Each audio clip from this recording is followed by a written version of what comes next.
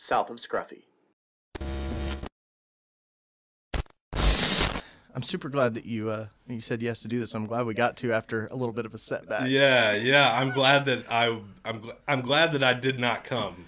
You know what I mean? Yeah. Like that could have been really unfortunate. To Do you mind talking about it? Sure. Yeah. So I kind of mentioned it in one of the intros, and I didn't want to mention your name just in case you wanted to be private about it. But I said, I had a guest that was supposed to come over this morning. I had two of them booked back to back. It was the same day I did Charlie Debevoise. Yeah. And I think you were coming at maybe 10, and he was coming at noon. He's already had COVID. Yeah. So, but you texted like, hey man, I'm not feeling great, and I was with some people over the weekend. I'm not sure. Just want to be careful. Yeah. Mm-hmm. And then like 2 days later, you were like, hey, I'm glad I didn't come. Yeah. Yep. So we were supposed to record Monday, and I got up that morning. I was like, okay, I'm just gonna like chill today, and tomorrow, if I still have this like tickle in the back of my throat, I'm gonna go get tested. And so I did. I woke up, still had it. I was like, okay, well, I'll go get tested, and I got a rapid test, and it came back negative. I was like, okay, so I went back to the office at like noon and worked the rest of the day.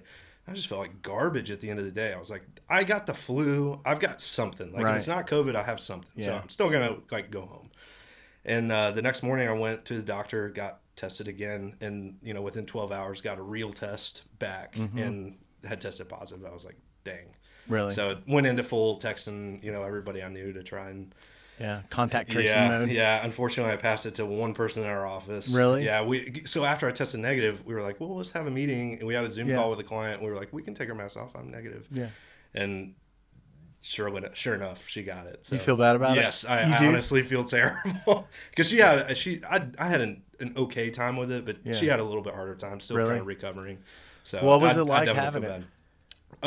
Symptoms and all that. Like, just like I had like lethargic? a range. I had nausea, I had the fever, I had the cough, I had sore throat, I had lost taste and smell like day 6 and 7, and then I took zinc. Somebody told me to take zinc. I took zinc and I got my taste back, but I didn't have my smell. And then just like felt like tired, like just super terrible fatigue. Really? And my doctor actually allowed me to get the infusion. What's that? So I don't know like full details about it, but from what I understand is it's a like plasma infusion with antibodies. So they typically give it to like older people or like high risk, and I like squeaked in on the BMI, and it was like, okay, gotcha. so I could jump in there, and dude, I went in and got that literally the next day, walked out, no symptoms. Really? It was crazy. Is that what Trump got when he went to Walter Reed? Exactly. The cocktail they kept talking about. Yeah. And it works. It works. Yeah. That's it worked good. for me anyways. Yeah. That's good. Yeah. I walked out there and I was tired because of the Benadryl, but as soon as the Benadryl was done, I was like, all right, let's go. Yeah. And I had a couple more days in quarantine after that, but you wouldn't really recommend it, would you? COVID? Yeah. No, absolutely not. The scary thing about that is like, you don't know, like I had an okay time with it. Yeah. But like, who knows, what somebody else is going to have with it. Yeah. I've heard terrible stories of young kids dying and stuff. So yeah, I don't recommend it. I've heard a number of people with, all over the board symptoms. Yeah. That's a scary thing. I haven't really heard of too many people who have tested positive with a real test and not really had that many symptoms anymore. That kind of seemed like a thing at the beginning, but I haven't heard that much about it now. Funny you say that, because one guy in our office tested positive last Saturday. Really? He has had no symptoms whatsoever. Really? He had like a slight headache for a few days, but after that, nothing. I was certain I had it at some point. I'm like, after 9 months of going through this, I was like, I know I've had it. I have to have had it. There's no way I haven't. I mean, I've been careful, but not, not crazy. Yeah. And I went and got an antibody test and didn't have nothing. It. Yeah. I thought the same thing. Like, around Christmas time, and you hear so many people like, I'm pretty sure I had it in November. Of 2019. Yep. Yeah, and then, well, I'm glad you made it, man, because a lot of people have beat them up pretty bad. Over it. Younger folks, it's beat up, but that's the thing that scares me about it. Is just giving it to parents or in-laws or whatever. That's the scary part about it. Absolutely. Yeah, well, I'm glad you're back at it. Yeah, thanks for waiting out with me. Of course. I'm glad you hit me up afterwards. I was like, man, I really don't want to bother him after that. So I'm glad you.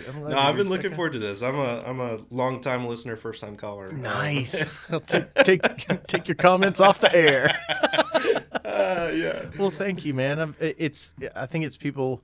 I think you, you know, the Brian Allens of the world are the folks that made me want to start this thing. Is getting, you know, meeting you and I wouldn't have met if it weren't for this. First off, but just getting the story out there because I'm so curious about, you know, people like you and all the people around here that do something similar to what we do or somehow contribute to the arts around here, which I think we have a fantastic scene and there's no shortage of stories. Yeah, absolutely. So, you know, I mean, why you do it is why I listen, right? Like I can listen to any podcast. I love the NBR podcast because I always learn something. And what's cool about this is I can like put this on and listen. And not only am I learning something usually about my industry, but I'm also learning about somebody else in my community that I could maybe run into or do a project with or something like that. So that's I mean, that's what I love hearing those stories because you never know where the connection is going to come. Well, good. You're like the ideal guest and the ideal listener. I need to clone you. Yeah. I'll be your advocate. So. Thank you. Well, congratulations on the 40 under 40 thing that I saw in the was it News Sentinel? Yeah, that does that the every Business year? Journal, Knox. I should know this. Knox. Yeah, it's the News Sentinel, but it's their business journal. Okay, so, cool. Yeah. That's excellent, man. And you're not even 30, right? I'm not. I'm 29. Yeah, that's squeaking in. Starting a new thing. It's top 30 under 30. I think. Yeah, they used to have that. I think Forbes has that. Oh, maybe I should try for that. I think you should. I've got a few more months. I learned that today when I was researching the CEO of Robinhood. He's in some hot water right now. He is in a little hot water, isn't he? I'm not too happy with him either, but you know, he's trying to do the best he can. But there's gonna be some. I hope there's some good things happening. Yeah, me too. Around some justice there. Did you get in trouble with any of that? Not Did it really. Beat you up too bad? I was late to the game on GameStop, but I tried to get in on AMC and Nokia, and like I had placed the order that night in Robinhood, the night that all the craziness happened, and they do after hours trading, so you can like put it in. And then I woke up the next morning and said my trade had been canceled. And I was like, what? And then I started looking into it. I was like, oh, no, that's garbage. Yeah. Like, that's Did you see David Portnoy's rant, the Barstool CEO? Oh, yeah. Yes. He was pissed. Yes, he was. And rightfully so. People need to go to jail. Yep. It's the irony of that app being named Robinhood and seemingly, whether they meant to or not, they probably did mean to. But whether they meant to or not, protecting the rich, it's so ironic. Did you hear the excuse? I'll call it an excuse, but did you hear the reasoning? Yeah, it was like something around like the volume of trades or how they structure their business is that they're right? I think all of their trades have to get cleared through a clearinghouse, and they get billed from that clearinghouse per trade, and and they were like, we're getting wiped out right now, and they got a $3 billion invoice at 3 o'clock in the morning, allegedly. Yeah. And they just had to stop it to save their business. That's what I read. Yeah. Well, I hope that's true, but at the same time, it's kind of like, well, I'm sure there's terms and conditions somewhere that I've agreed to. Exactly.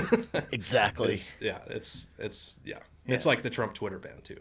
Exactly. They can do whatever they want because you signed the thing. It's legal. Yeah. Is it ethical? Right. Exactly. Two different questions. Yeah.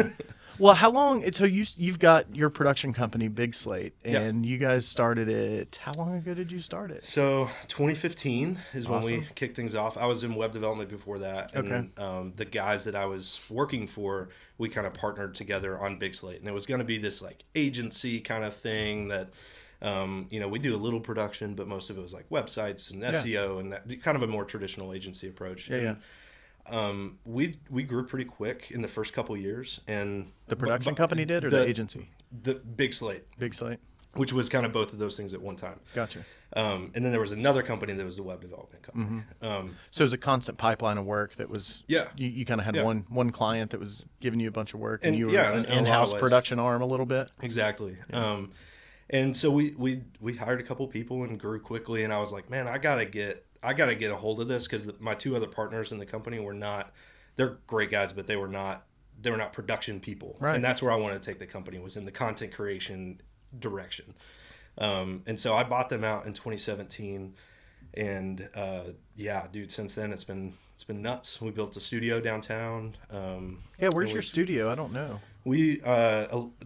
Abilene Place, where Patricia Nash is on 6th Avenue. 6th Avenue. Yeah. I used to live in Park Ridge. I lived on Washington Avenue. So like right could across. probably literally stand in our parking lot, throw a rock and hit your house. It is. Yeah, we're right on right across from Patricia Nash there. So. Okay. On the other side of the street, on the other side of 6th Ave. Yeah. Like when you come down, you see the sketchy houses. We're behind the sketchy houses. Nice. Yeah, Nobody will ever suspect exactly back there. Exactly. What's going on with the Standard Knitting Mill? Any idea?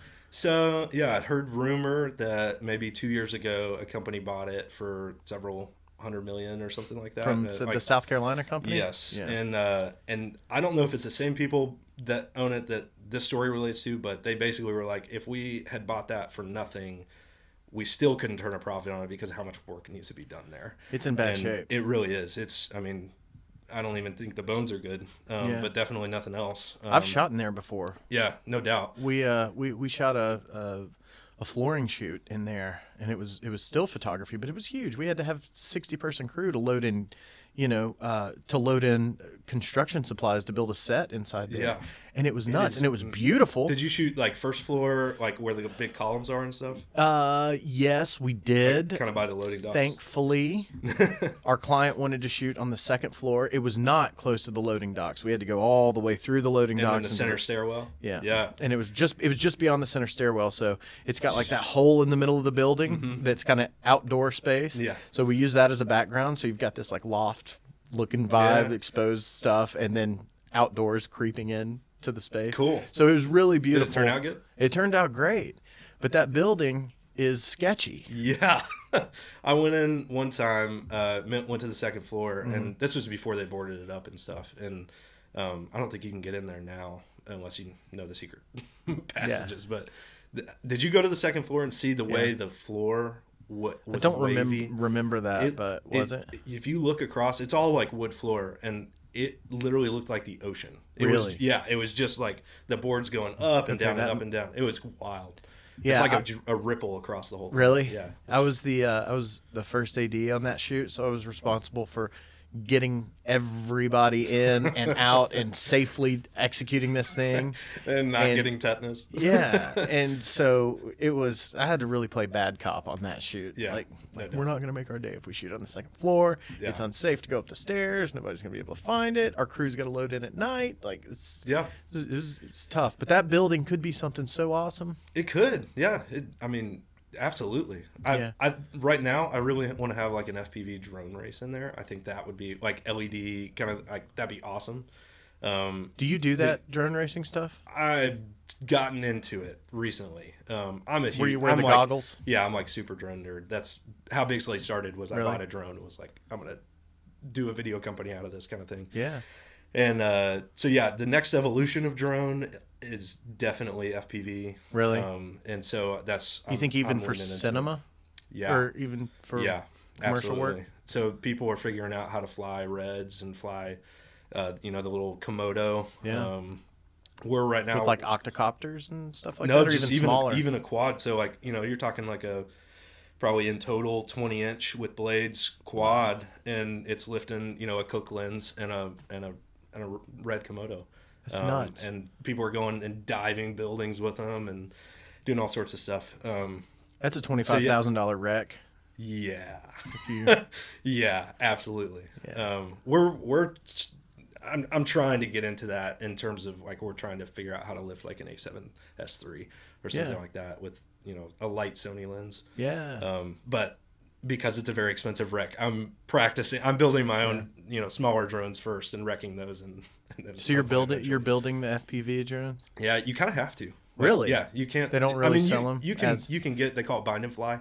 You can get a bind and fly, but it's just you're gonna wreck it and you're gonna have to fix it. So you better learn how to do it on the front end. You better learn how to put a new motor on because you're gonna burn that one out. Gotcha. So I bought a few bind and flies and then wrecked them, and the advice was given ahead of time, but I didn't listen. And so now, I'm into building.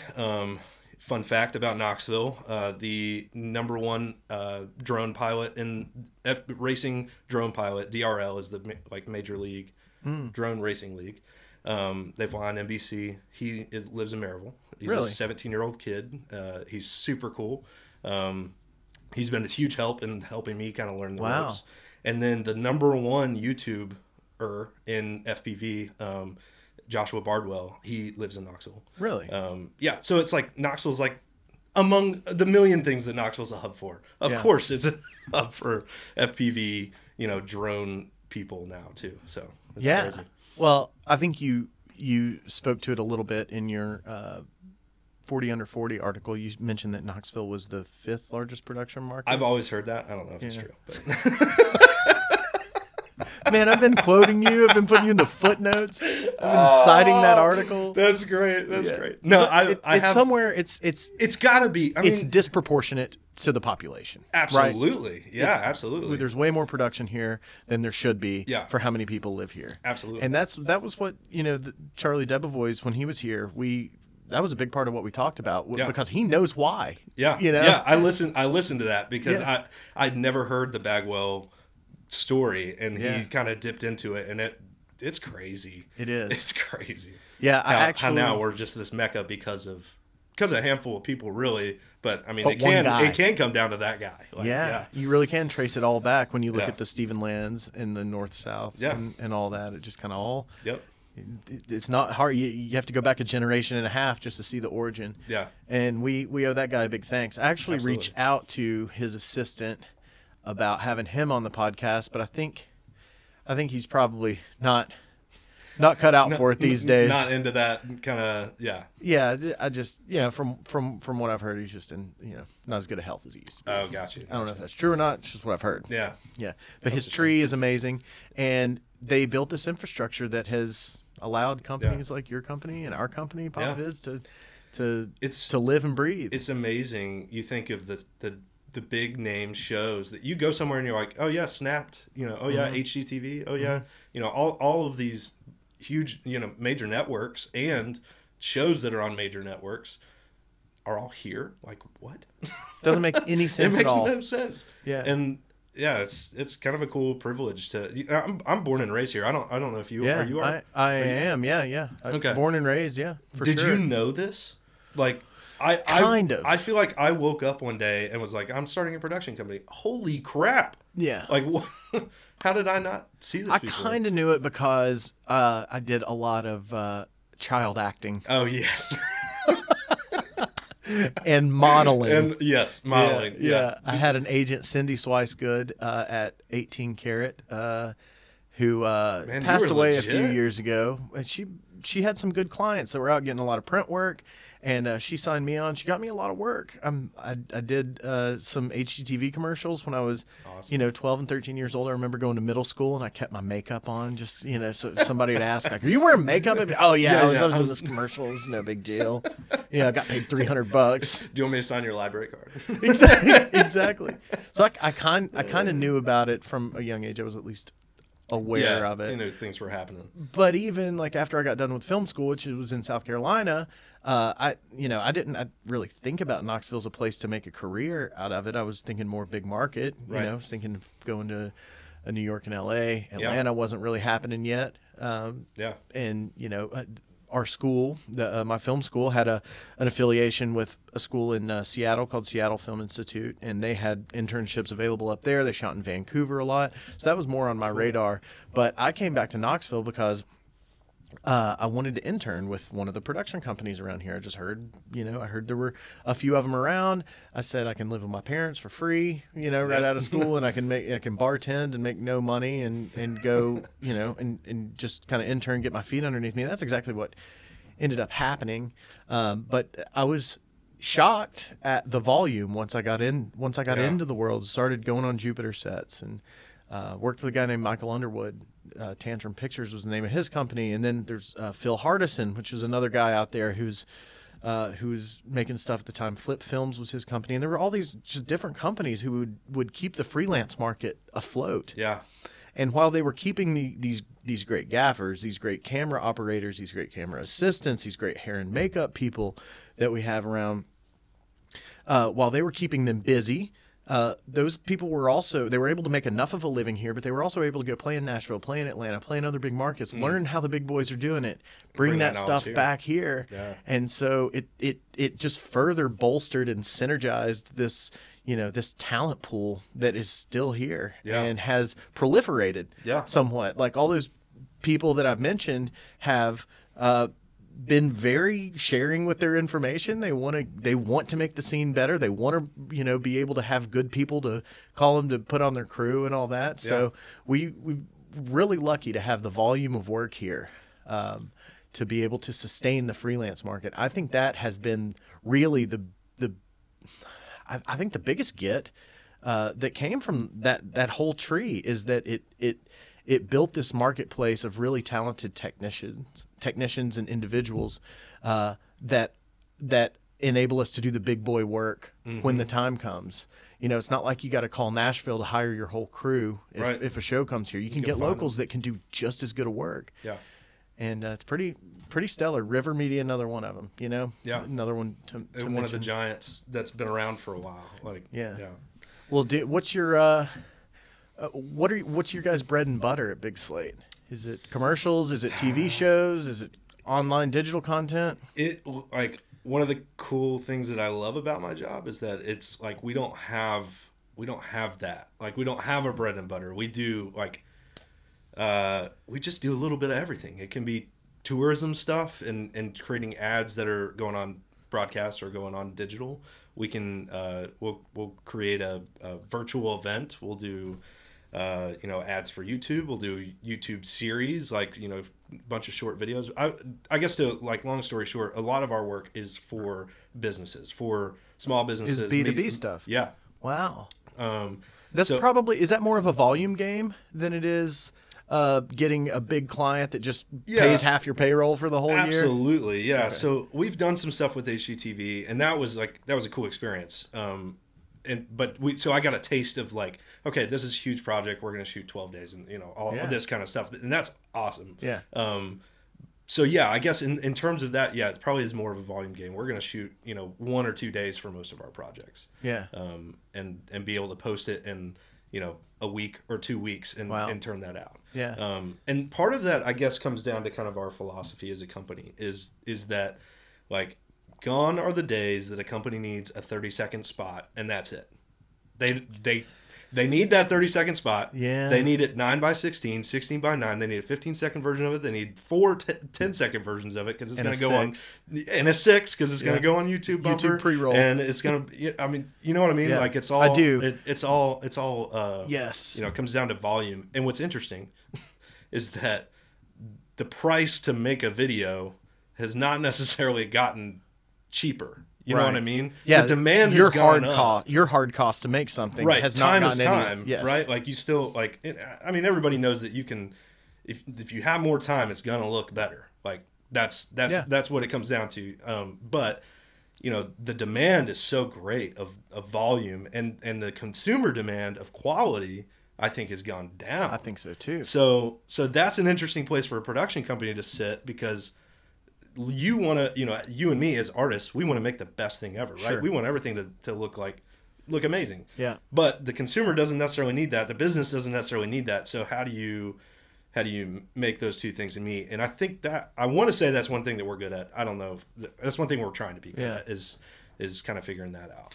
I think that's one thing that Brian Allen identified in the marketplace pretty early on with Pop Fizz, and that I was super resistant to when I started working there. And admittedly so. Yeah. I mean, we butted heads for 2 years over this is not the way to do it. This is not, this is not right. Let's give our best at this, this one thing instead of making all these deliverables for this client. The more we offer them, the more we say we can do. Yeah. The more we're watering down the quality of the product. Yeah. And that's not necessarily true. But now I think that I don't just want to simplify it and say quantity is more important than quality, because that's not the case. But quality is quantity is a lot more quantity is a lot more valuable to a client now than it was when eyeballs were just on broadcast television. Yeah. Now they need something to, like you said, put on broadcast, put on a phone 9x16. All these different it's got places. To play into, because you back that up another step. So back that up into the marketing element of it and the sales element of it, I guess, really, of, what's the funnel look like? and their funnel now used to be broadcast, right? It was just kind of this one place and maybe some direct mail or something like that. Yeah. Now it's like an email campaign, a social campaign, a YouTube campaign, a Snapchat campaign, like, and you know, let's talk about brand messaging and that kind of stuff too. So yeah, it's kind of an interesting world, and I think from a creator standpoint, and this may be where you guys butted heads, because this is where I butt heads with myself at least, is just like, you know, it's fun to make certain type of content because it pays the bills. But sometimes you just want to do something that moves somebody, and you just want to take the time to light something because you know what it could be, and you're just like, man, I really want to just spend the time to do that. And for us, what we've started doing is, and this year we tried last year.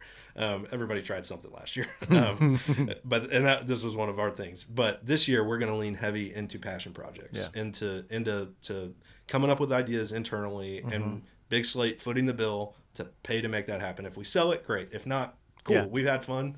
We've never done anything narrative, so we're going to try to do something narrative and see if, you know, really fail at it, and then and then we know how to do it next time. But well, do you got like it?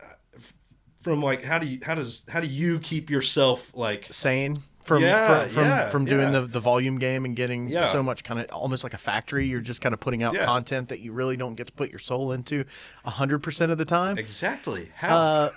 Passion projects are a really good way to do it. Like the last 2 years, 2020 I didn't do it, but in 2018 and 2019. I went to Belize in 2018, and I shot a saltwater fly fishing film. Trying to catch a grand slam, tarpon, permit, and bonefish in Belize.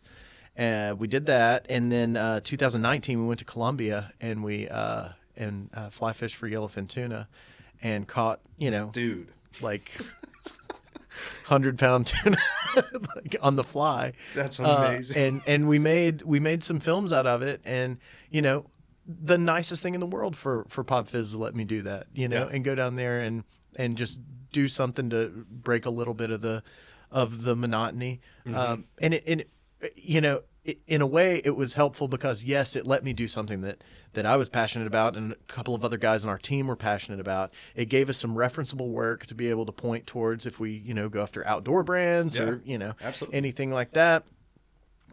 Use it as that portfolio builder. Yeah. And it also taught us how to do that. Yeah. You know, it taught us, if nothing, I mean, in its most basic lessons we learned what kind of camera package to take to South America with you, you know what I mean? And how to pack it, and, you know. Or how not to pack it. And what the federales are going to ask you on the tarmac, you know, about your gear. So it's stuff like that. But it's that has finally come to fruition. We got it into a couple of film festivals this year.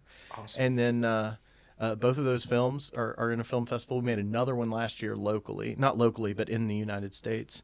And so that's kind of been my passion world. But we're all kind of emboldened to do that at our company because you know, I mean, I think it's a burnout fighter, you know. Absolutely. Yeah. And you got to have it. I think that's so you gotta awesome. Find the things. Yeah, you got to find things that you can be passionate about and be able to pursue that in your 9 to 5. Like, yes, that's so important. I think it's super cool that you're thinking in those terms too. I mean, I look at Brian as a visionary, and I love working for that guy. And then when I see you doing the same things that he's doing without knowing that he's doing them, I'm like, oh, perfect. That's great. That's awesome that you guys are doing the thing, and for the same reasons too. It sounds like. But we're doing more of that stuff this year, and that's really important. We put days aside. We put, you know, internal resources, sunk costs into doing that. I know pre-pandemic that I had sat down with Kristen and Brent and Brian for a meal one night and pitched them on an idea, and we were heading down the path, and then, you know, COVID happened. So, you know, hopefully it's cool that like our company's culture are aligned. We do similar work, right? But like our cultures are aligned, and we can come together on a project, and hopefully one day we'll get back to that. But there's a couple ways to look at it and approach it from our companies or our respective company standpoints. And way A to look at it is screw those guys. This is a zero-sum game. If they get the business, I don't get that business. And then the other way to look at it is the, rising tide floats all boats. Yep. And I'd say we index more towards the latter there. And it sounds like both of our companies do because. And I would say we're not alone in that from a production company standpoint in Knoxville. Yeah. I have a good relationship. You look outside the market, maybe not. But yeah. But here, I feel like a lot of people are in that, water's rising kind of situation. Cooperation. Yes, that's great. Yeah, I heard some really smart cooperation. Yeah, I heard some guy say that one time, and I was like, "That's exactly right." Yeah, I when I told the team that you were coming over tonight, it was the same. It was the same sentiment from everybody, which was, I hope we can work with them this year. I hope we can do something. And hilariously, tomorrow, Pop Fizz is in our studio. That's crazy.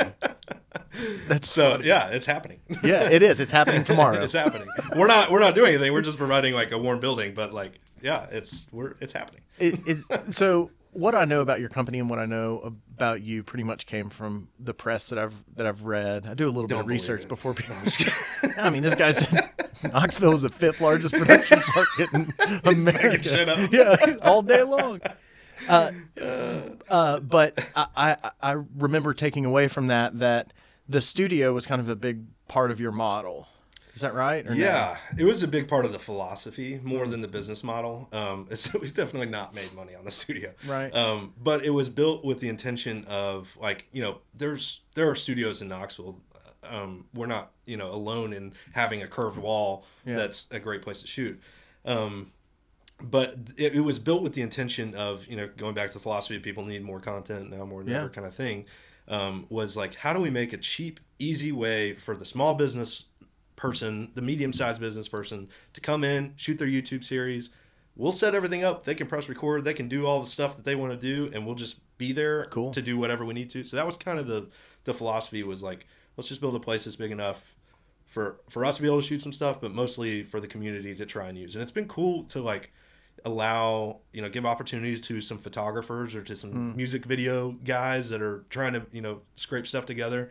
Be like, hey, use the studio and, shoot. They've never shot on a psych wall. And unless they had a big budget, they would probably never have that opportunity. But because we exist, they have that opportunity to play around with it. So at relatively low risk. And, we get to meet people and have fun. So. Yeah, because it's not cheap, to rent a studio and it's cost prohibitive for a lot of companies. And most of the time it's not for a lot of projects, it's not even like a line item on the budget. Like they haven't even thought about that I've got to have a studio space. It was just, this will be a location shoot. Yeah, exactly. So, well, that's great. So it hasn't necessarily played out as being this. You guys didn't turn into it just a studio that everybody comes to shoot at, but it is an important part of the fabric and the framework. Yeah, absolutely. The start of the company. Yeah, I remember I think the first time I heard your guys' name, I may have heard it before, but we were at the Bassmaster Classic that was here, which is like the Super Bowl of anglers, of bass fishing. Yeah. And it's, local guy, Ott Defoe, won it, which is great. Love that. I've been trying to get him on the podcast. I've got a connection with him. Okay, cool. Thank you. But I look up and I see a drone, and I'm like, sweet, they've got a drone covering the event. And Kristen Majny was like, yeah, it's Big Slate. It's going live to ESPN or something like that. I was like, how do you... Hey, you can't do that. So which sorcery is this? Exactly. No, record to an SD card. You're wrong about that. No, yeah, we did. We were to my knowledge, that was the first time on ESPN that a drone had been taken live. And, really? And we got together with another company out of Arkansas that they produced the whole show. And they were like, hey, we need some drone ops. And I was on the phone with them. Was like, hey, would you want to like try and throw this to the feed? And he was like, what? He had similar reaction of like, that's not possible. No. And I was like, I'm pretty sure it is. We'll figure it out. Yeah. And we did. We used Teradek LTE card, my Verizon MiFi card, and we were sitting in the middle of Loudon Lake, and pumping a feed to the truck, and they're throwing it up. That's crazy. That's nuts, man. That's so cool. Barely had cell phone service, but somehow we're getting a 3 megabit per second signal out. It's not great, but it's something. So. That's absolutely nuts, man. Yeah. All right, that was a spectacle to behold. Dude. the whole thing. I had no idea. So you're a fisherman.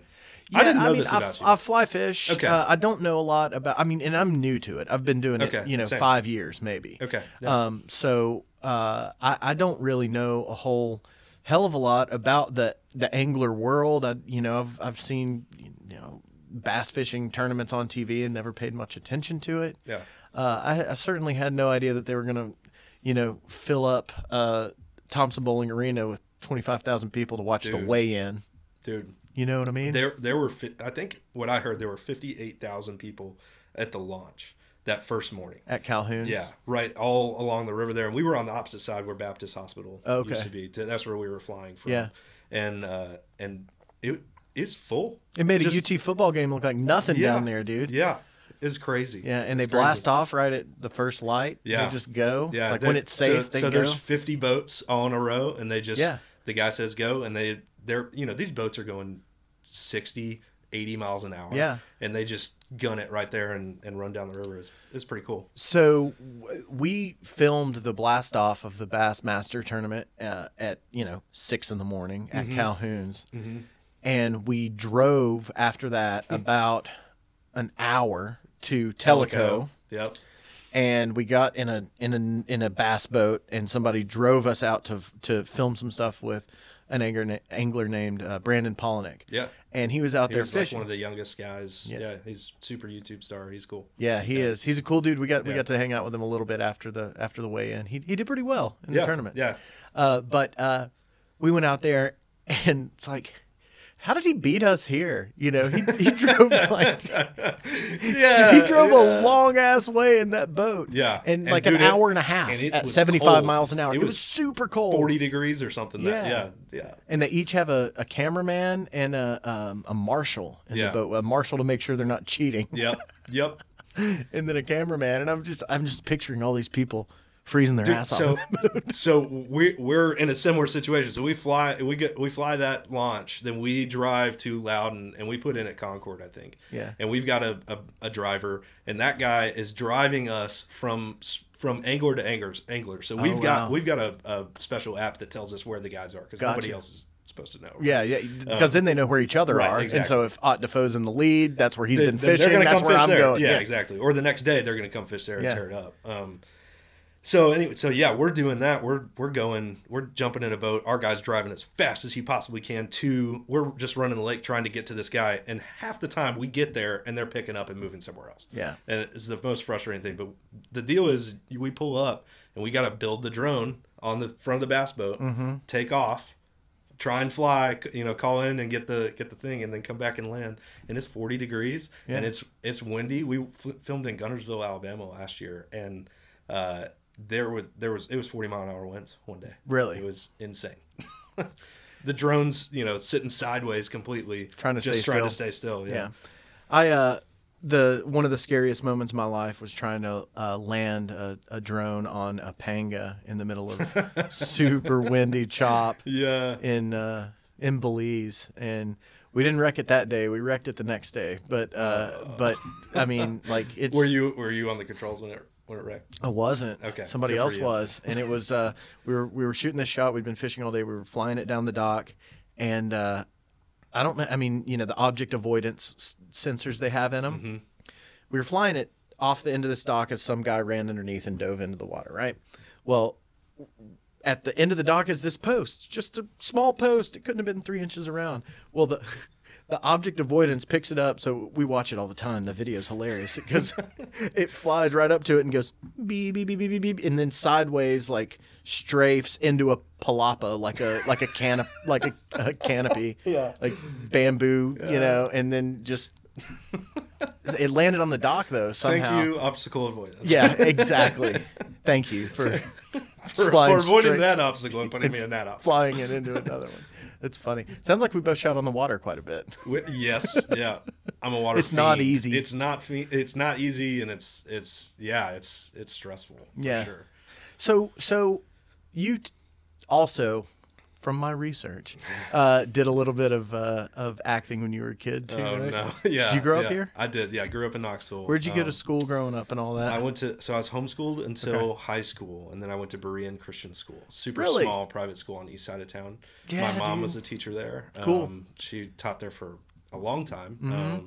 I know a couple people who went to school there. Okay. Carrie, oh gosh, what's her last name? That works at HGTV, Carrie Sanders. Oh yeah, Carrie Sanders. Yeah, and she then, was a grade above me, I think. Was she? Yeah. And then another dude who just graduated a few years ago, who actually interned with us at Pop Fizz. His name's Matthew Wilson, and he's 21 now. Okay. So young kid, and like, I'd never heard of the school until I met Carrie Sanders, and everybody I meet there from there is super cool. It's a weird group of people, but it's a small school, right? Yeah, there were 29, I think, in my graduating class. So you knew everybody's home telephone number, their brothers and sisters. Yeah, no secrets. Yeah, absolutely not. Yeah. Absolutely not. Which good and bad. It kind of forced you to be friends with everybody. So sure. It was a cool place to grow up. And then I went to Lee University for a little while. And then I went to UT for a little while. Where's Lee University? It's in Cleveland, Tennessee. It's about 45 minutes south of here. Cool. 75. Yeah. It's a Church of God, very, Christian place? Christian school. Yeah, cool. Then I decided I wanted to get a more formal business education. So I went to UT for a couple semesters and then dropped out and did a tech startup with some of my buddies for probably 2 years, and then I went back to Pellissippi for a little while, and I just never finished. I was like, I can't get back into school at this point.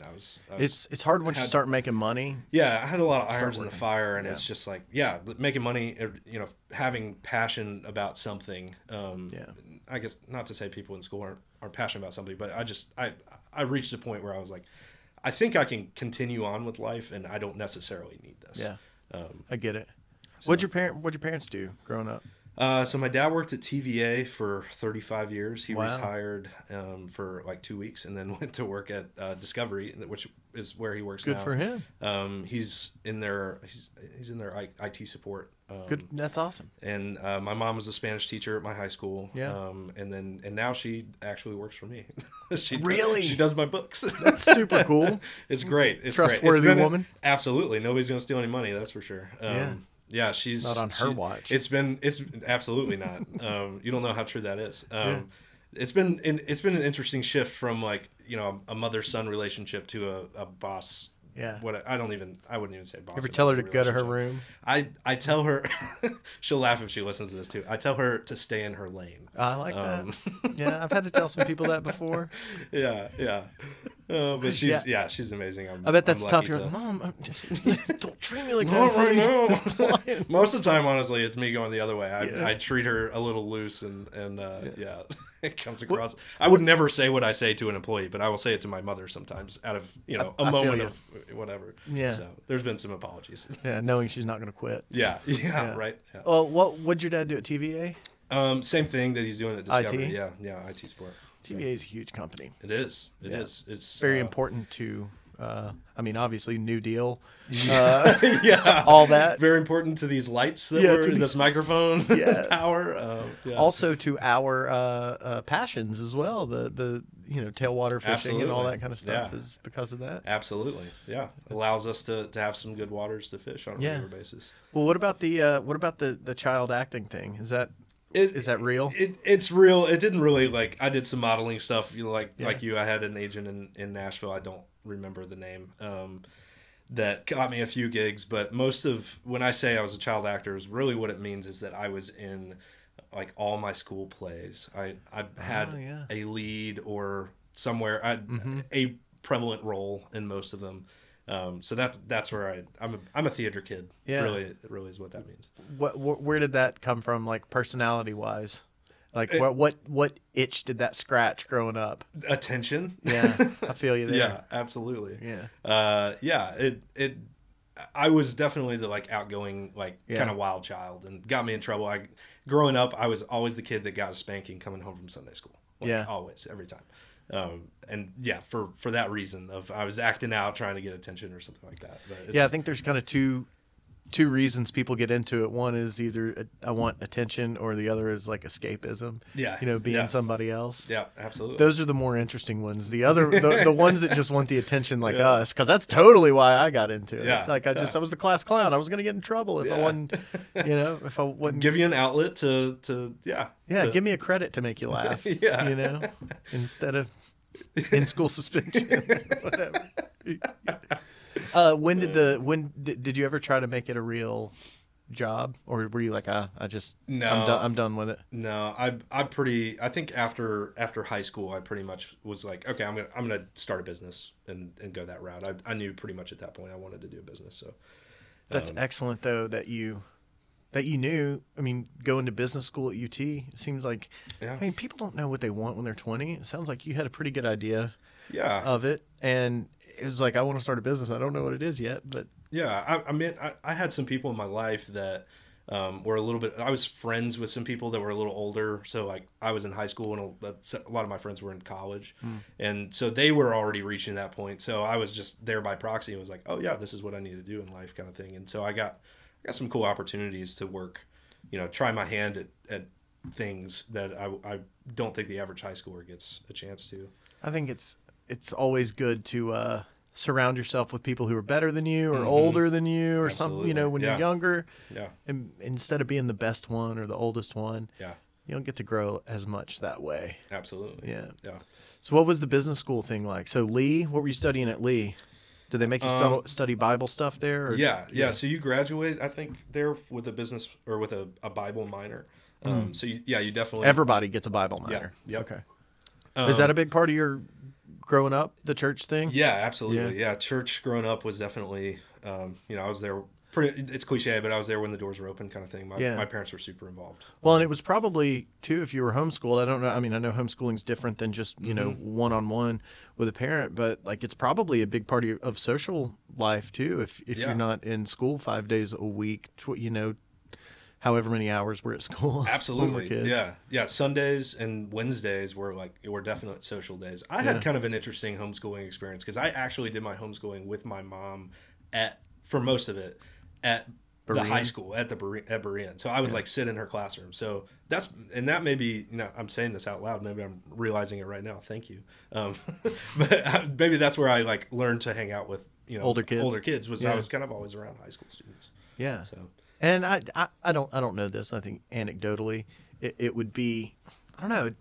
I feel like the social development is a really big part of school for kids, and the fact that you got to spend some time around more of them instead of just with your parent or whatever. Yeah, probably. Absolutely. There's definitely the cliche of homeschool kids are weird. I mean, I didn't want to say it, but I know of that. I had a lot of homeschool friends that were weird.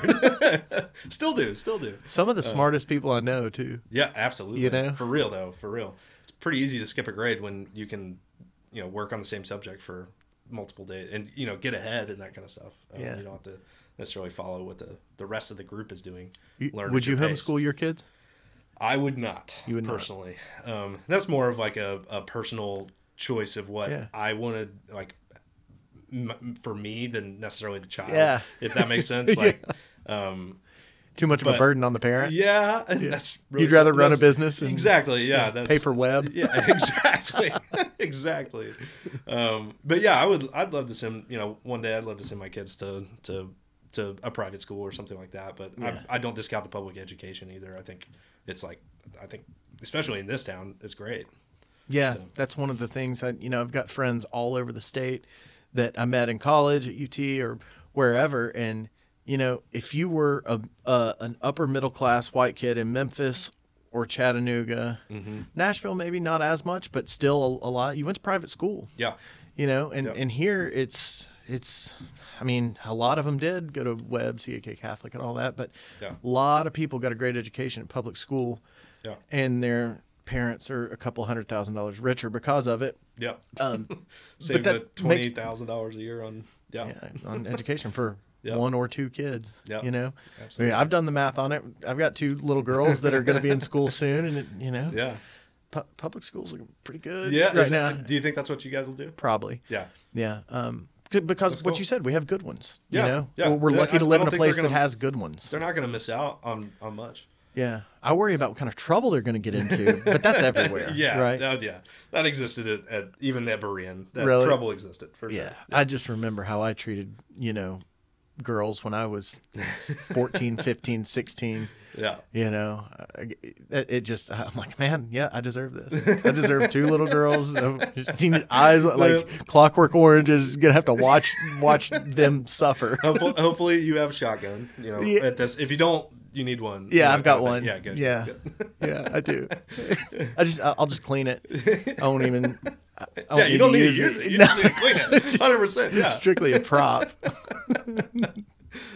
Well, so what else are you looking forward to with your company? It sounds like it's growing like crazy, and it sounds like you guys are adapting and adaptable to whatever the market throws your way. So what are you looking at moving forward that's either new or maybe it's staying the same? Who knows? Yeah, well, so actually I got the call today that we are a go on something exciting, which is that we are expanding to the other half of the building that we're in right now. So there's a whole nother half to ours that is just empty warehouse space, and we're going to build out offices. And so we'll be able to separate the studio from our workspace, which is currently shared. If you go tomorrow, you'll see it's all in one spot and very crowded. I might stop by on my way in. You should. They'll be there all day. So cool. But yeah, we're going to expand over there, build offices, and have kind of still a very open kind of feel. But that I'm excited to kind of separate that. So that's kind of one practical thing. I think that's great, man. That's big news, man. Yeah, it is. It's wild. We just moved in there 3 years ago. So to already have we've already outgrown it is just kind of mind-boggling. That's the right direction. Yeah. It's scary still to kind of sleep at night, but that's we've grown. The last 6 months have been like a straight up line for us in terms of growth, which is crazy because and it's pandemic. Yeah. It's been real, but you think about it, people need what we do now more than ever, right? Yeah, I hear different metrics every day, but it's like people are taking in 20% more content on their phone now than they were pre-pandemic. I know I am. Yeah, I am too. Not good. Dude, my phone tells me. During my COVID lockdown, I literally got a notification that I had 8 hours of screen time one day. Wow. And I was just like, oh my gosh, that's bad. Yeah. I mean, can't blame you too much. I was sitting there all day with nothing to do, but yeah.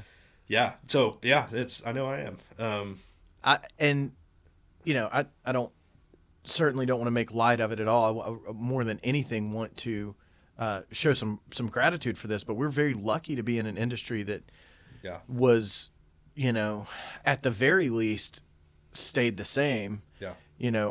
If we were in the live music business, our business would have gone away. Fortunately, we're in the content creation business where it's still, the show had to go on to some extent. Yeah. We did the best we could. Kind of adapt to what it needed to be safe, but yeah. Did you guys do a bunch of, did you guys have to really pivot hard and lean into the COVID restrictions and guidelines and all that to make your clients feel good about things and to kind of do things smartly, or did you just kind of back up a little bit and not work as much? We backed up. We definitely said no to some projects that kind of thinking through the logistics of how we can be safe in this environment is not feasible. Really? The room's too small or something like that. And so we had to turn down stuff, which was really hard to do, honestly. You seem like the kind of guy who's is smart enough to, if you have business coming in, you're going to take it. Yeah, absolutely. Kind takes. Of a yes man. But yeah, that was, for the sake of my team and I got to put them first. So and then funny enough, I actually emailed. So I don't know if you want to talk about Knox Media for a minute, but absolutely, we can get there. But in a Knox Media meeting, I don't know if it's Kristen or Brian had mentioned hey, we're working on ours, and when we get it done, we'll send it out to everybody. And so I got an email from Kristen with what you guys were doing, and I was like, this is freaking awesome. Well, frankly, we didn't need half the stuff you guys were doing because you're much bigger than us, but we're gonna adapt this into what we need it to be. Yeah. But it gave us a great baseline of a good way to approach these things. Well, I have something we knew the networks too were gonna be cool with. Not that we do network stuff, but if they're gonna say check the box, then it's probably good. Yeah. I will say we had a staff meeting right after the lockdown and identified the 2 or 3 ways we could approach this. Mm-hmm. We could say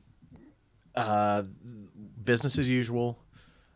We could say, well, this isn't that big of a deal. We don't really need to change the way that we're doing things, and just kind of resist a little bit. Or we can be the people who lean the hell into it, and say, hire us because we're the most COVID compliant company out there. And that third one, the one I mentioned just now, was the one that we went with. Yeah. And we had 3 producers who worked for a month on this COVID guy. Yeah, I thought so too. Again, just Brian Allen being brilliant. Yeah. But we spent, like I said, three producers. It took them a month to come up with all that stuff. We sent it to Discovery because they were mandating all the production companies come up with stuff. Mm-hmm. And then what I heard is that legal got back to the department we were working with and said, we're going to send this to all the production companies that we partner with. That's because awesome. This is the most exhaustive and best plan that we've seen. And that was strictly, I mean, Brian's directive, but Kristen Magny and her team did an amazing job of coming up with just the smartest, safest way to do stuff. As I was reading through it, I was like, damn, this is good. Yeah, they looked at all different industries. They didn't just look at the filmmaking industry. They looked at what everybody else was doing, and then just kind of put the right stuff in place. I was super impressed. Yeah, that's great. Yeah, same. Yeah, I think we've adapted and had to do kind of what we had to do during that time. We didn't work from home for a while, or we did work from home for a while.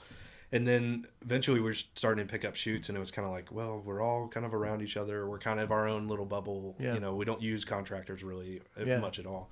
So why don't we just come back to the office for a little while? And now with me getting COVID and then passing it to somebody in the office, it was kind of an eye-opening situation for us. Yeah, I was like, okay, you know what? We need to let's get back to what we were doing before. When you think about it, nothing's changed.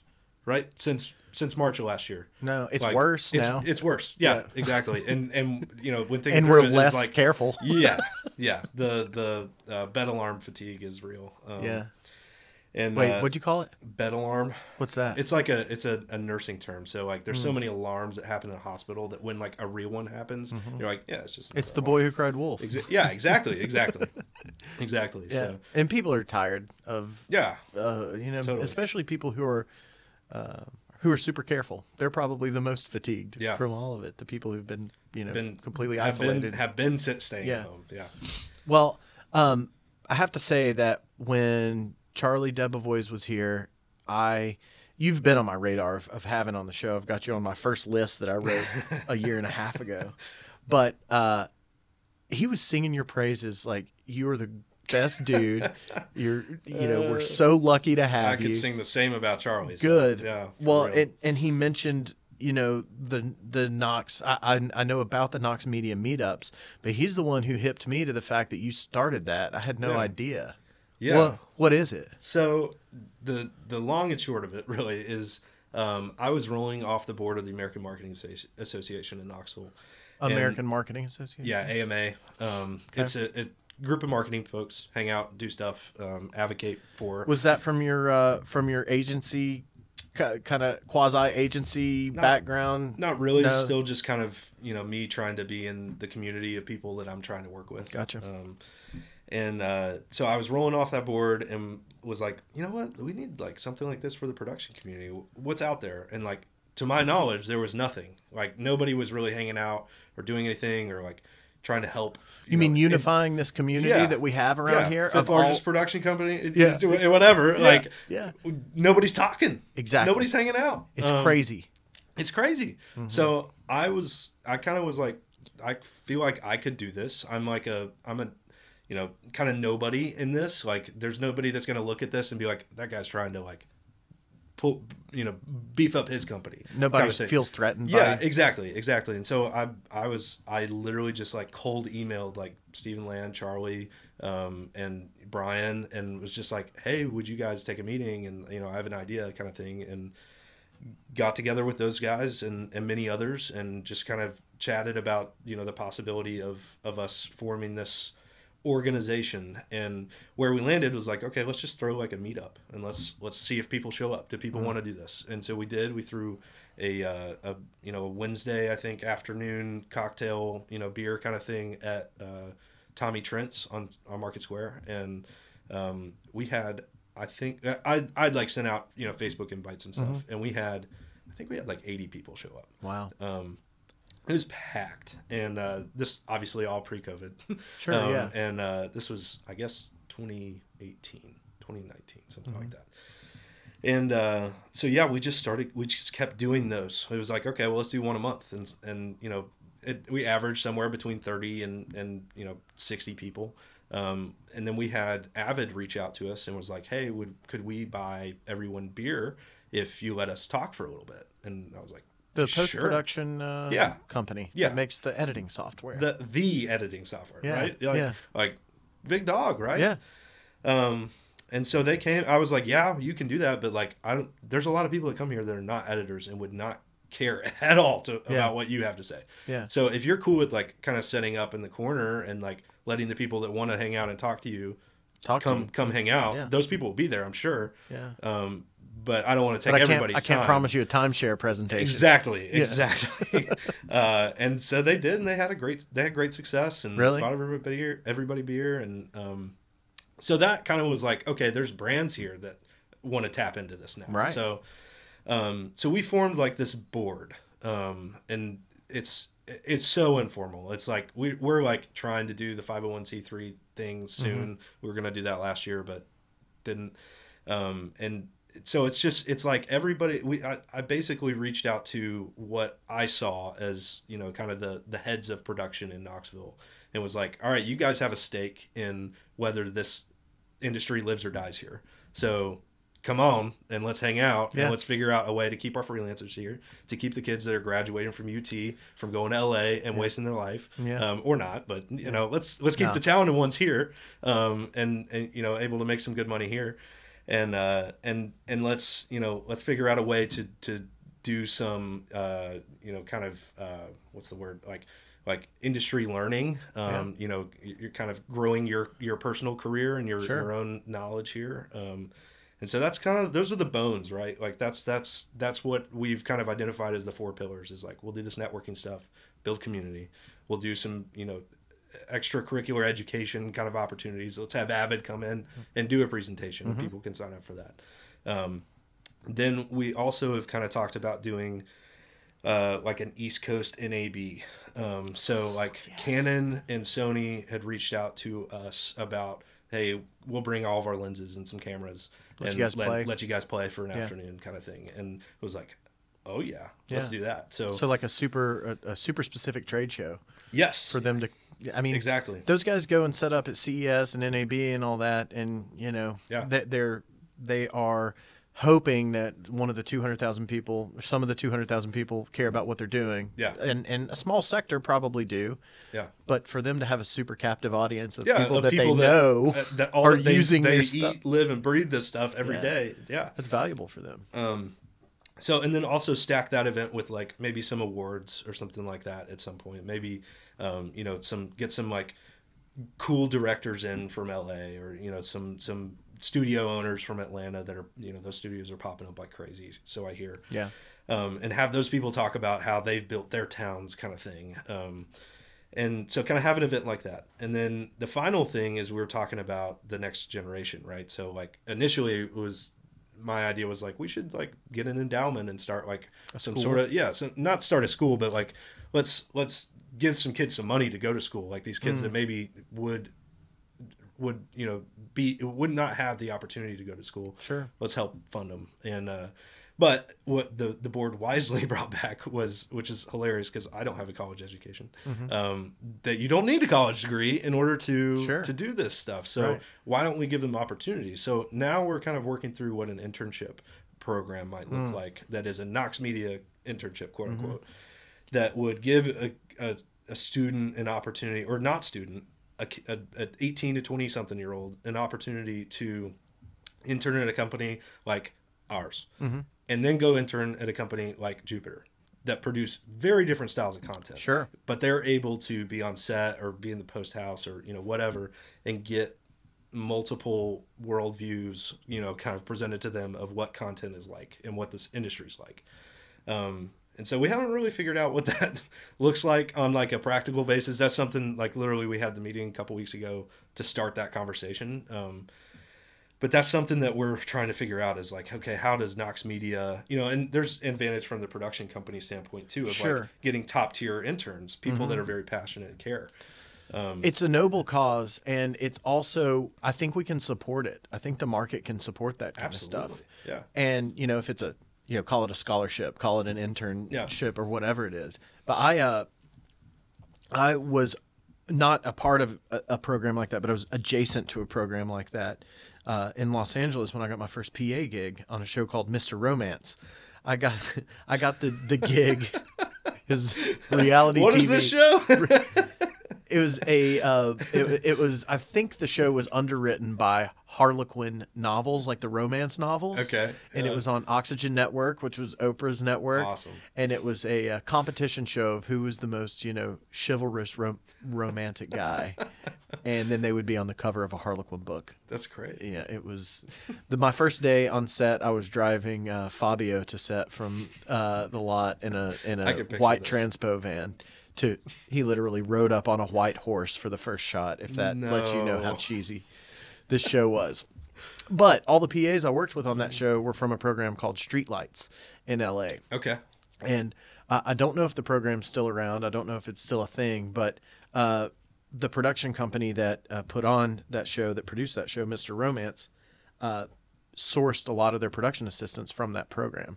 And that program took inner city kids that were either, community college or trade school kids that I don't want to say were directionless and didn't know what to do, but it gave them a shot in the industry. Yeah. It gave them a way that they probably couldn't have found themselves. It put them on set. And, and the production company. Yes. Yeah. And so the production company paid, pretty much contracted with Streetlights and gave them, money, however much it was, here's $10,000, give us 10 PAs for, 2 months. I don't know what it is, whatever. Yeah. It was a program where they were groomed and trained to work on set. And then they were also a resource for production companies who wanted to do the right thing. I wonder if that exists outside of that market. And maybe. That would be something, because we don't need to reinvent the wheel here. Like, no, you know what I mean? Yeah, it's a pretty good, like I said, it's noble. It's helpful to the marketplace because they're training the people up. Absolutely. They're teaching PA school. Yeah. And then these kids are also getting into the industry where they can make their own way. Yeah. It's opportunity. I don't know if you're like this or not, but like when an intern asks me questions and they're like, why do we do this way? I have to take a step back and be like, wait, why do we do this way? Okay. That's why. Okay, here we go. Like it makes me kind of check myself of like, is this real? Like, is this necessary? Yeah, it's necessary. Yeah. Okay, this is why. Yeah. If an intern walks up to me and says, "Why do we do it this way?" I'm like, "Let's go to lunch." How long you got? You got 3 hours? I'm gonna unpack this for you. You see, back in the 40s. Yeah, exactly. Yeah. It's like nobody ever asked me my opinion, man. I'm about to unload on you. They make that mistake once. Hopefully they at least get a free lunch out of it. Yeah, they do. Yeah, I've never seen any of them again. It's weird. Well, I had no idea that there was that much texture to what Knox Media is. Yeah, and that's why Charlie was like, "Do you know what he's doing? It's awesome." I've been purposely trying to fly a little under the radar on that. Okay. Because I wanted to I wanted to make sure that it was going to be a thing. Yeah. And before I came out with all these grand visions and grand ideas, I am an idea guy, and I will sprint towards the sun. Yeah. So with that, I was given some advice of like, let's pace this, and make sure that this is going to be a sustainable thing and actually helpful. And I think it really is. And I think a lot of the people in town also think that. So. I think that you probably have a lot of like-minded contemporaries who would agree that it's a good idea and probably help you achieve it. And I feel like a lot of them are also to the point in their career where they're starting to look back on this stuff versus how do we keep sprinting forward. Yeah. And so that opens up their schedules to be able to respond to emails and stuff like that. So and also, you know, when you're starting out and still looking over your shoulder and not sure, you know, what the future brings, you're a little less likely to share information maybe if you're insecure. Yeah. For instance, about your position in the marketplace, but once you're good, happy with where you're at, then you can start sharing and not worry about that guy taking your job. It's that whole mentality that I talked about with the freelance market and how lucky we are to have so many people around here who are such pros that they see people who want to come in and do it. They're right there to help every step of the way. Yeah. One of the adages that we talked about in the Knox Media stuff is like someone will come in and teach you how to roll a cable a different way and it changes your life. Oh yeah. So it's like, that's what we're looking for with Knox Media and like the freelance community being so, you know, collaborative is that standpoint of just like, help me be better at my job and I'll help you produce something great. Yes. Like, and yeah, it's a cool place to be. Like, I don't know if Knoxville will always be this way. But at least in my circle and the people that I'm around, like and it sounds like you're the same way, it's real. And it's cool. We're moving the needle. Yeah. We're doing real stuff. Yeah. What else we got? Anything? Oh gosh. All night. What time is it? We've been at it an hour and some change. Yeah. I say we part two this thing sometime. I'm down. Let's do it. We still haven't talked about my flying machine. Your what? Your fly? Dude. No, your go-kart. No. I want to talk about it right now. I forgot. Dude, this is the bad thing. I talked to Sam about this last week. He's like, you used to write stuff down. Why don't you write stuff down anymore? I'm like, steel trap, man. Got it right up here. I forgot about it. It keeps them flowing, so I get it. It does. I hate to be just like staring down at a piece of paper the whole time. Yeah. You have a go-kart with a parachute on it that flies through the air, don't you? Yeah, I do. That ties into production too. So I got my license, and it's called a powered parachute. I got my license for it because at the time there was no drone license. And so you had to be a pilot and apply for a 333 exemption with the FAA in order to fly a drone commercially. Right. And that was the cheapest way to get my pilot's license. And I took one. So did you have to get hours in it? Yeah. Okay. Yeah. I had to get, a license. I have a sport pilot's license for it. So it's real. Somewhat. So it's a manned aircraft, which is different than It's a 2-seater manned aircraft. I think part 2. Are you asking me to come for a ride? I think part 2 should be in the air. Dude, I got to be honest. Every time I see videos of you flying around in that thing, I'm scared to death. I don't know why. And I'm not scared of heights or anything like that. It's pretty. So to give our listeners here a picture. Paint the picture of what this thing is. It's a 3-wheeled trike, essentially, that seats 2 people. Front and back. There's 2 bucket seats. And then attached to or I guess going further back behind the passenger is an engine with a propeller on the back. What kind of motor is it? So it looks kind of like an airboat. It's a Rotax 582. So they're like snowmobile engines. Okay. Or airplane engines. They're those are. It's a pretty common brand for those. Okay. And then so it looks kind of like an airboat with a frame, and then attached to the top is a parachute. So you start on the ground. Hit go. You lay the parachute out behind you. It's a fan. Yeah, it's a fan. Yeah. So the motor drives this big ass fan that looks like a big exhaust fan. Yeah. You see at a concert or something like that. And really, it looks like an airplane propeller, like it's similar size. Gotcha. So that pushes you forward. Mm-hmm. So you start with the parachute on the ground behind you. Yeah, it just lays out behind you, and then hit go, and you start moving, and the force of the wind and your momentum forward bring the parachute up, and you just give it more power, and you go up. You give it less power, you go down. You go 30 miles an hour the whole time, so they call it low and slow. Mm-hmm. You can fly legally lower than any other aircraft. Okay. You just have to have an emergency landing, procedure. So all the time, if I'm flying lower than 1,000 feet, I'm always looking. If the engine dies right now, where are we going? You can go up to like 13,000 feet, something like that. Can you really? Yeah. Have you done Highest that? I've gone is 3,600. Okay. And it was a summer. It was a summer day. Yeah, it was a summer day.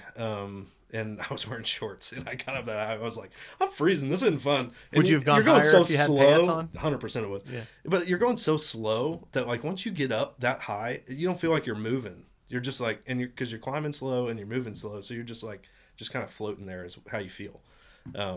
But it's a cool way to see the world. There's nothing in front of you. So, it's open air. So you're sitting at 2,000 feet. I got my legs dangling and, just looking around. And so you turn by pushing out on these levers, and they pull the parachute down on through a one series side or of the other. pulleys. Yeah, to create drag, and makes you go right and left. Okay.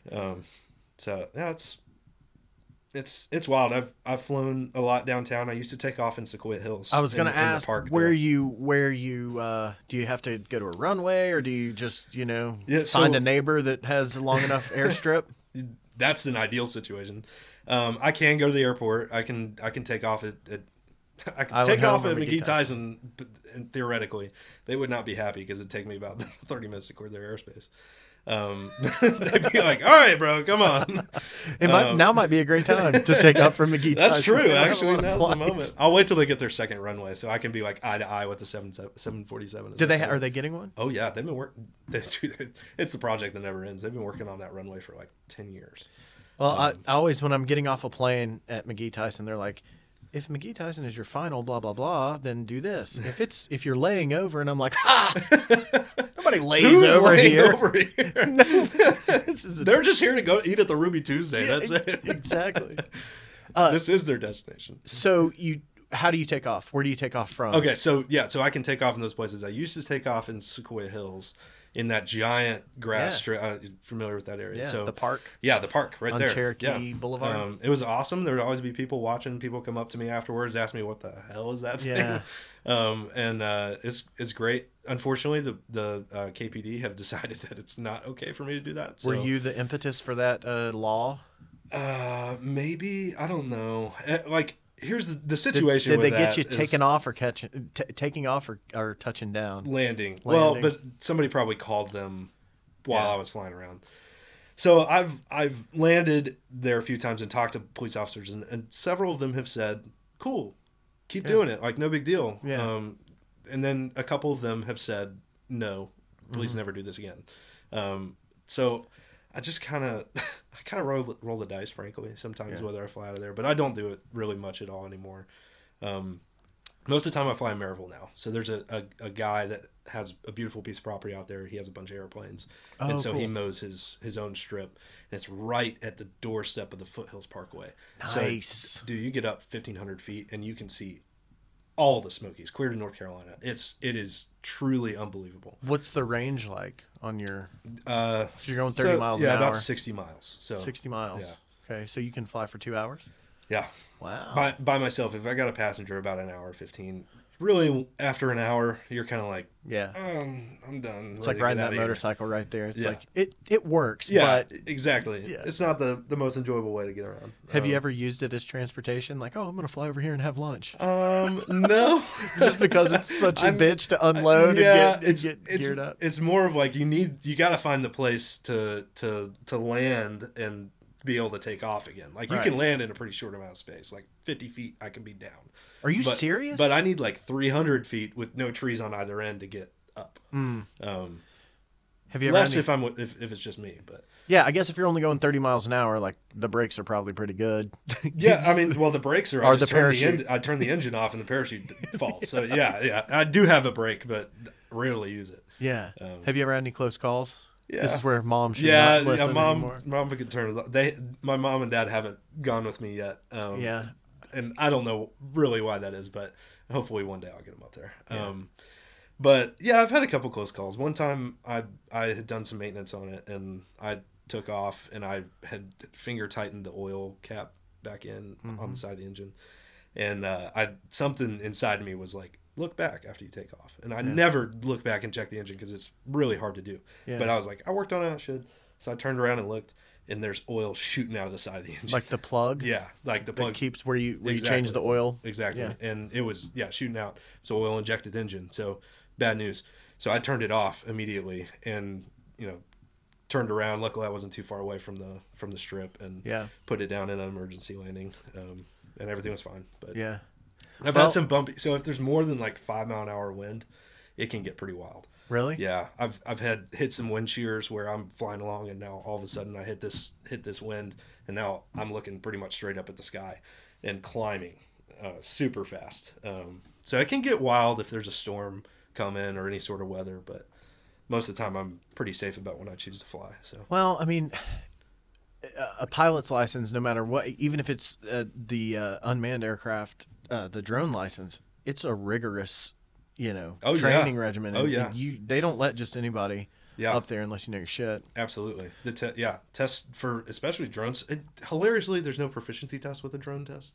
Like there's not. No, you don't have to. Oh, that's right. You just have to take a test. Yeah, you just have to. You just have to. But the test is hard. Like you're reading sectionals. You're reading METARs. And, the weather and it's tough. But so did you have to fly a couple hours in that thing with a buddy next to you, a pilot, an instructor, CFI, certified flight instructor. So there's a guy in Morristown that teaches. If everybody's interested in this for real, I need friends that are into this. So like it looks so badass. It's relatively cheap to get into. You're talking like anywhere from $10,000 to $20,000 to get a aircraft. Yeah. And low maintenance. You use unleaded gas, so it's like operating costs pretty low. So anyways, there's a guy in Morristown that is an instructor. He's actually holds the world record for the longest flight. Flew from Morristown to Oshkosh, Indiana. Wow. And not in one continuous flight, just one. Like he would stop to refuel along the way. But one trip. He section hiked it. Yeah, exactly. Section hiked it. So yeah, he's in Morristown. Had to do 15 hours with him. And really by like hour 7 I was soloing. It's not hard. Okay. Yeah. What's it called? A powered parachute. Powered parachute. There's a Facebook group that I started. I'm into starting groups apparently. I'm all about the community. There's a Facebook group. It's called Powered Parachutes. There's like 3,500 pilots in it, and like literally all over the world. If I went to any state, if I went to almost any country, there would probably be somebody there that's flying. Does it fit in the bed of a pickup truck? It does not.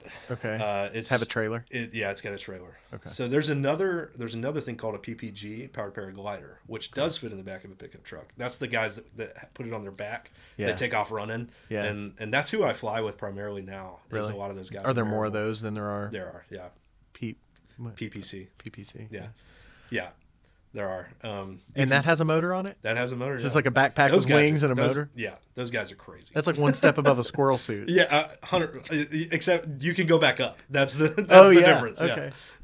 Yeah. It's wild. Dude, that's fascinating. I'm glad. I would love to take you up sometime. I'll go with you. Okay. Yeah, as long as we don't tell my wife or my mother. Okay. Deal. Yeah. I've been down that road. Yeah. 100%. I don't keep anything from them, but that. Yeah. They'll see it on your Instagram. Did you do it for photography and video stuff? Is that the reason you wanted to get that point of view, that vantage point, or was it just because you wanted to the thrill seek? Literally, I did it with no intention of actually owning one and being a pilot. I just wanted to fly my drone, so I did it just for the FAA certificate to be able to fly a drone. And then, because Morristown guy, I took one flight in it. You got bit with the bug. And I was like, "This is insane! Like, how come nobody does this?" Yeah, exactly. How come there's no Facebook group? There wasn't, hilariously. It is like, I fell in love. Definitely fell in love with it. Yeah, it's fun. Is it too loud to record a podcast up there? Yeah, I've got a mic set, so we could get the voice actuated headphones. Yeah, that's what I have, but like, I don't know. We could try it. I've thought about that to do like some sort of like interview, people up there, and then like at mid sentence of they're talking, just like cut the engine off and yes. We just start singing. They're like, okay, and then turn it back on and be like, all right, what was the answer? Well, that's the thing is that's like it's like a Hot Ones kind of approach of like you're getting people's guard down. So. Yeah, I've talked to somebody about ride to the river. You end up. Whenever you go fishing, a lot of times you have to do the shuttle thing. You got to put especially rapid water. You got to put the boat at the bottom or the car at the bottom so you can go up to the top, float down to your car. The conversations you have in between the bottom and the top, or like the first time you've seen this guy in months, and you're fishing together. And it's like, what? This is good content. Yeah, absolutely. Again, like Hot Ones. Exactly. You got to get the guard down a little bit. Yeah. Well, dude, thank you so much for for doing this. I appreciate it thank a lot, and I'm glad to know you. Glad to know you too. We're gonna go get high together, is what I call it. Oh, I like that. I like it. That's just what I'll tell my wife. She'll probably be down for that. Just going to get high with my buddy. Dude, it's great to meet you. Man, great having you on. Thank you so much. Thank you. I appreciate everything you're doing here, and like it's a huge honor. Based on the people that I've listened to on this podcast, it's a huge honor to be on it. So thanks for asking me. Thanks for saying that, and keep pushing them my way. I will recommend anybody you want. We'll have them on. I absolutely will. Cool. I've got a list of people that I want to hear. Send them my way. All right. Take care.